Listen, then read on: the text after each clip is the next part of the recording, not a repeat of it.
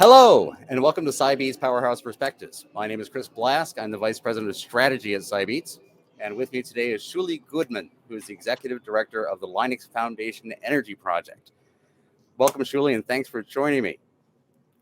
Chris, I am so happy to be joining you. And the first thing I noticed is you're kind of like in the Hawaiian shirt, Florida sort of thing, and I'm in the it's raining in Northern California sort of thing. That's right. So I wanted to start with a little background. So as Shuli says, welcome to Sam Clemens. This is an experimental service vessel powered by primarily solar, sometimes wind, and in theory tide, in the lower Florida Keys. The Boca Chica Naval Air Station is right there. So Shuli, where are you? And would you mind giving us a little background of who you are and what the LFE is? It's my pleasure. I live in Northern California. I live in the western part of Sonoma County. And if you have noticed some of the wildfires, we had 4 seasons right in a row of really massive fires. So climate change is not abstract to me, it's very real. And I live in an amazing place in the country, so it's also possible that you might lose me sometime in the middle of it too.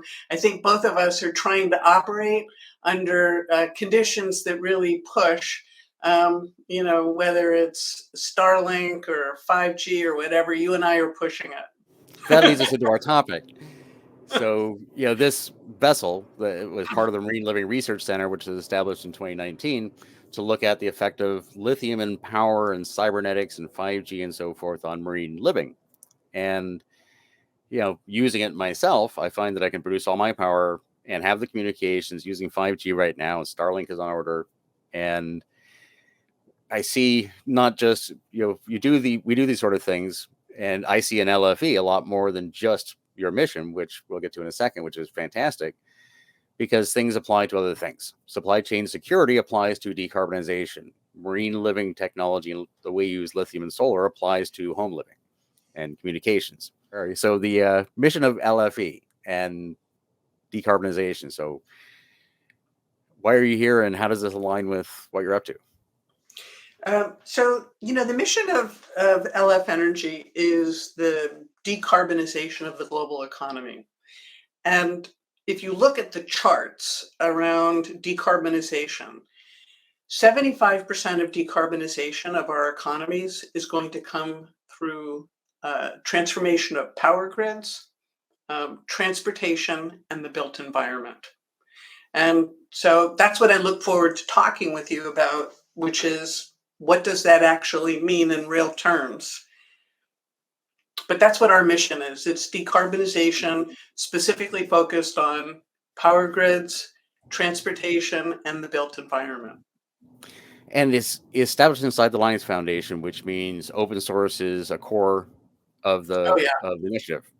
And it's right. Yeah, absolutely. So Linux Foundation Energy, which is our full name, is housed inside the Linux Foundation. And partly why it lives inside the Linux Foundation is that the role of decarbonization is going to affect every part of society, every part of our business systems. And so we have to compose that future power network through our telecommunications, through AI, through cloud, through automotive, through blockchain.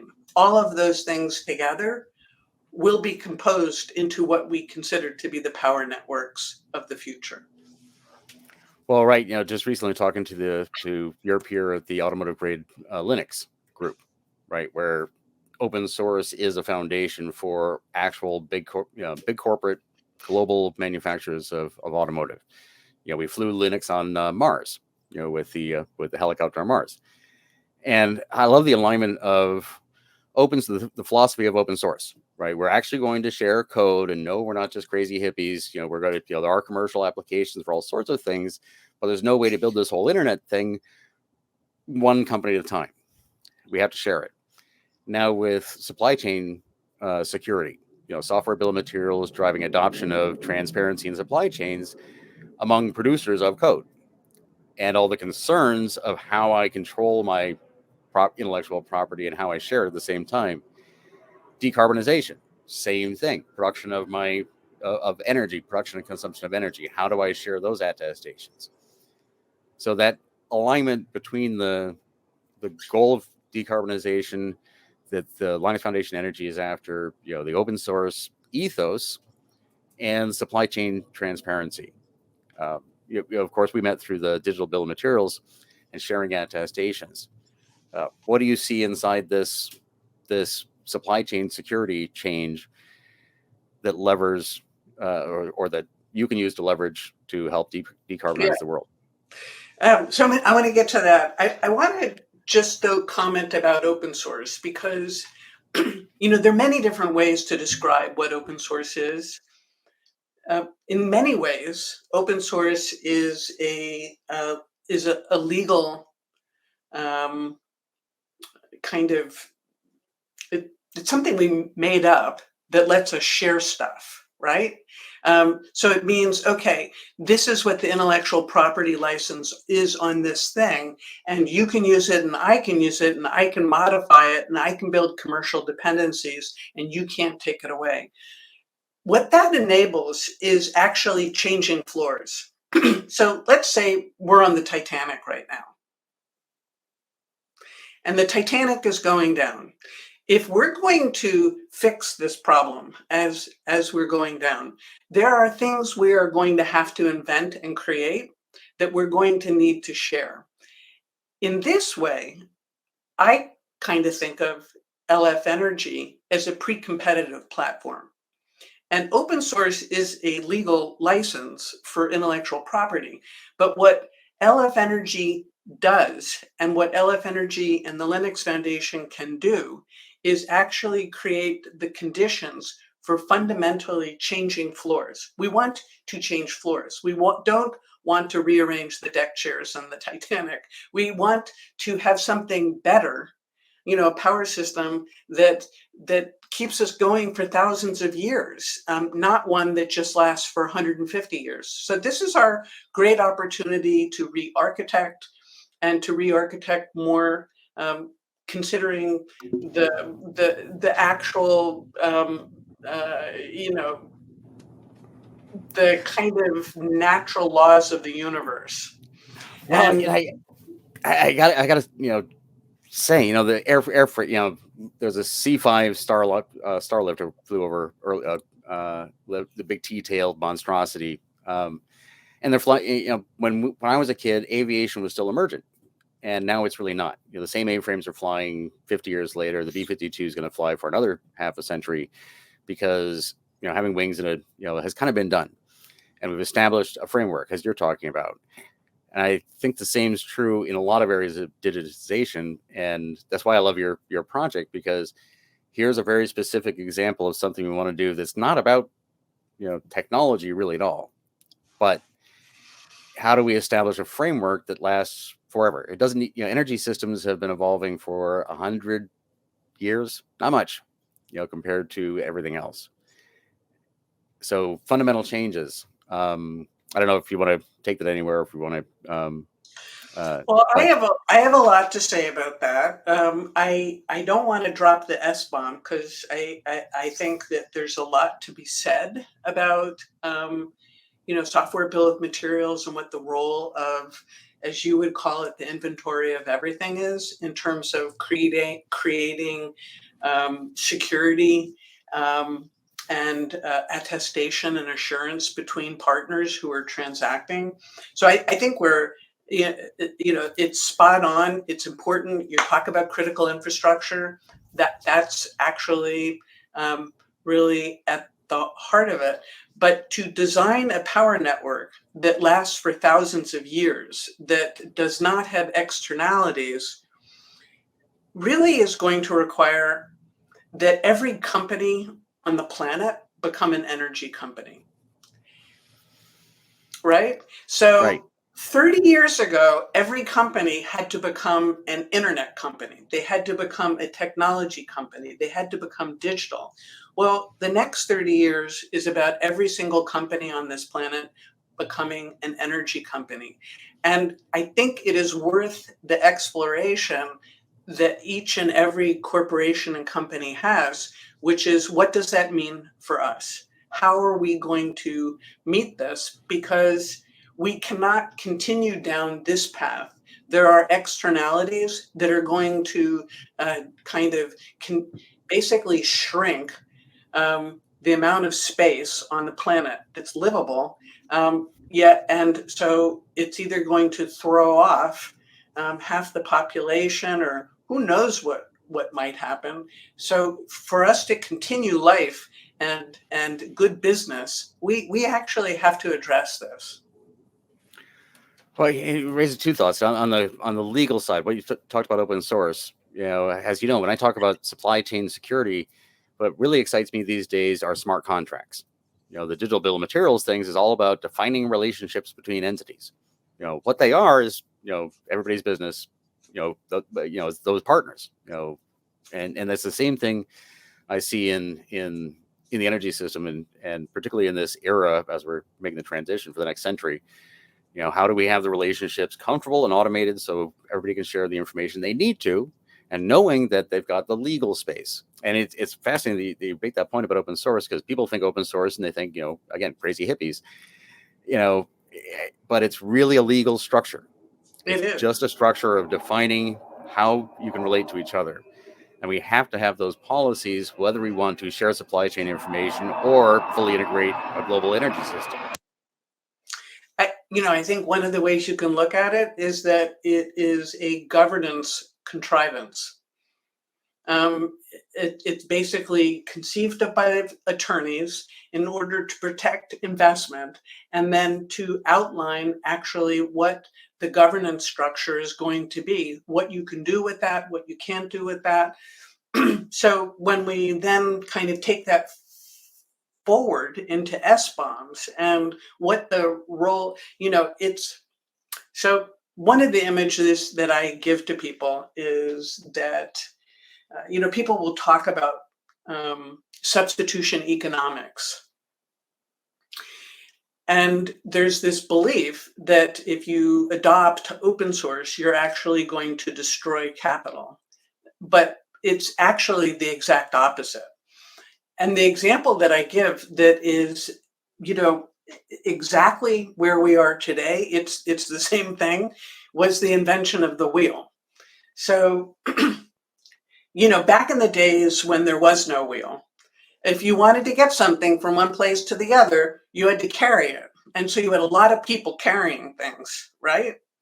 And then they created the wheel, which put a lot of people out of business. And this was, all of a sudden you had a lot of unemployed carrying people. But then they needed to create roads for those wheels. And so then those people who carried wheels, then they built roads. And then the road, which is kind of like the open source, became the Silk Road. It became the thing over which we were able as humans to diffuse economically, to have a global economy, and that these were basically the open source, of the past, was something like the Silk Road. So that's really all we're doing. We're building the plumbing that's going to be the Silk Road for the future, and it is open source. It is related to energy. It is related to power. And it's kind of a contrivance. It's a legal contrivance that says, okay, we're going to agree to this. Let's do that.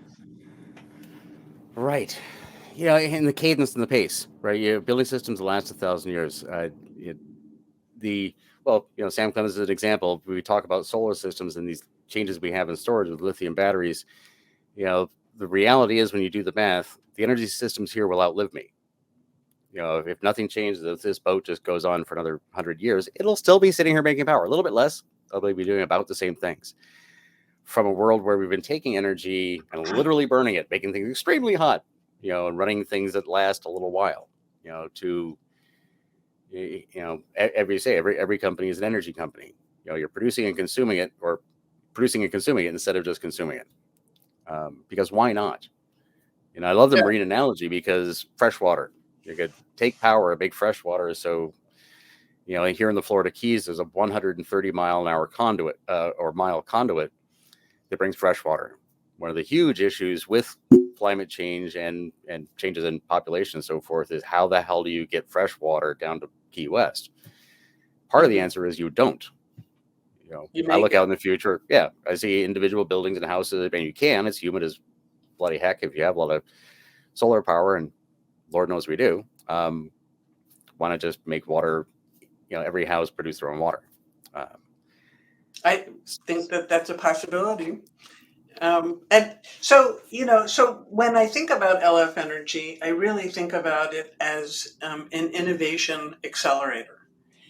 And there are going to be places where people want to come together to do something to radically sort of change floors and not just be rearranging the deck chairs. So with regards to SBOMs and with regards to this kind of digital inventory and contracts, the reason why we're going to need to be able to do that is that there have to be some assurance, attestation, that a thing is what that thing says it is. And so that again is kind of, it's like the Silk Road. It's an open kind of roadway that allows for commercial applications to be built on top of it. And those commercial applications become the future of how we interact with each other in a world that is fundamentally, the communication is digital. And so that could be used nefariously, or it can be used in a way that actually enables establishing that this party has something they're selling to this party who is buying, and this is an attestation that this contract and agreement is along a particular governance model. There's an agreement of this is what decarbonization means. This is about the carbon value of an electron, or this is about the handshake between parties who are agreeing in a congestion management market in terms of how renewables are onboarded. Or let's say every data center on the planet is really powered like an electric vehicle. Like an electric vehicle is basically a microgrid on wheels. So that also means that big consuming electrical commercial entities like a data center need to be kind of like a microgrid. And then those things are not just loads, but they are also resources. And there is a recognition of giving and taking. And those things, every single one of those transactions is going to require some sort of attestation that it is what it is. Fred. Well, you asked, the second question is, where do we think we can go if LF Energy's goals are achieved?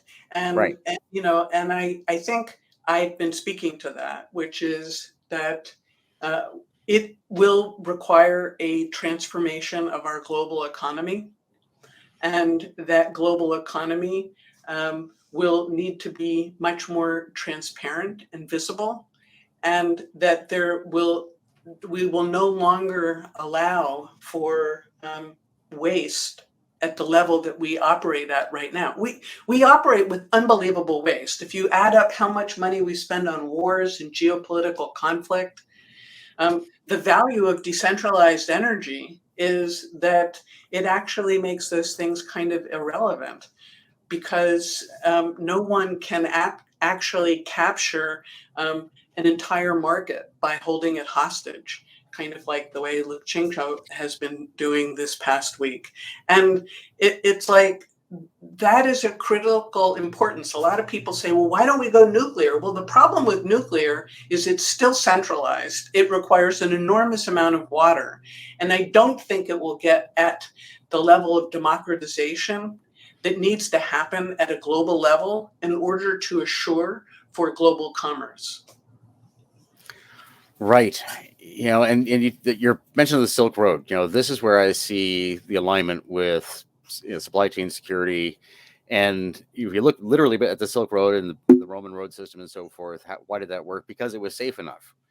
And it was way safer than walking through the woods. Is it 100% safe? No. But it was safe enough for people to take reasonable risks and have international commerce. With the technology we have, smart contracts, we all remember hearing about them, seems like quite some time ago. It's only in the context of supply chain security that I see that suddenly having value. Because if you are going to say, yes, you can see inside my inventory of my product, my software, part way, because most people aren't, not going to show you everything, but enough. The next step is, unless this happens, if there's a vulnerability, classic example, then all right, you sign my contract, my user license agreement says you can see this much of the inventory of the software, unless a vulnerability comes out from a reputable source, in which case you will see this much more. Because there's no way that's not going to happen. And you can look at the same systems, hardware bill of materials are already exist and are part of this. Airframe manufacturers, you'll want to know what the software was running in the machine that made this piece of physical thing that may have failed. How do you get access to all of that? Without calling people up and to the point of waste. I see waste in business. You literally can't have 1,700 hours of Zoom calls where you're asking people at various levels, most of them expensive, to do things by hand. You made the agreement, you made the contract. Let's automate that. Let's have the information flow right away. And software bill of materials just makes that mandatory. Just you cannot afford as a company to be processing all these relationships and all this information without automating it. And if we can do that, then we can build the Silk Road for decarbonization where people can actually, it's safe enough. You can trust it. You can say, yes, historically powers like to game systems and so forth, but I can see, I know that this utility has made this promise. It's public information right there. Here's the contract. That contract is executed in real time, second by second, with their actual production and the actual carbon that's actually used or absorbed or whatever it is.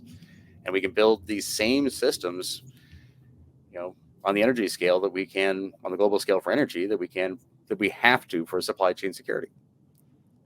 They just feed each other. Absolutely. And a part of supply chain security is how a thing uses energy. Right. And so it's not just like at the bulk power system or even at the distribution power system, but it's how every single thing utilizes energy, and that we really begin to drive towards radical energy efficiency. I think that the biggest obstacle, one, is that we've been waiting for the politicians to rescue us. And I think that COP26 demonstrated pretty conclusively that they're not going to rescue us. And the fact that COP27 and COP28 are in Egypt and UAE, I think makes it very problematic because of, they don't want fossil fuel to become a relic. They don't have economies that have transformed. They are dependent upon a substance that is killing us. So it's a little bit like saying that we were all going to get together and we decided to, have the big talk about getting off of tobacco at Philip Morris. It's like we can't. It doesn't make sense. So I'm kind of like, okay, COP is over. The scientists have spoken. The science is clear. Now business needs to get involved. Now companies need to say, you know what? We are going to become technology companies. We are going to become energy companies. If we're not an energy company, then we really don't have a right to operate. For 30 years, I've been looking at cybersecurity, and I find that, as the immortal philosopher Dirk Gently said, everything's connected. So to be secure, I have to do all sorts of things. It's not about cryptography. And if I can do all those things, I can do other things. So, what I found in security, I think applies to your mission as well, I agree wholeheartedly. I think everybody does. Is that it gets to a point where businesses just need to do it. You cannot afford to compete if if your costs are higher because you're doing security by hand, or if you're trying to, track your carbon footprint by hand, or not have one, right? So, and sorry, break there 1 second. Okay, the business efficiency I see in energy consumption are going to help you with your mission. It costs a lot less. It gives you greater reliability. You'd mentioned this before. This vessel right here keeps communicating with the outside world and doing all those things regardless of what happens on land. Power goes out, makes no difference to me whatsoever, and that keeps my business more profitable and more competitive. And these things will weave themselves into all of these systems. I'm an open source capitalist, right? Actually being transparent is great business. You spend a lot less time and money doing your job. And Agreed. I'm really hoping for all the best for LF Energy. Thank you very much, Shuli, for your time. I Thank can go on you. talking with you forever. I know I totally enjoy it, and I can't wait to come visit you on your ship, on your Sam Clemens. On Sam Clemens, anytime. I'd love to see it, and we'll capture some of that conversation maybe, and I'm sure it'll be fun to listen to. I know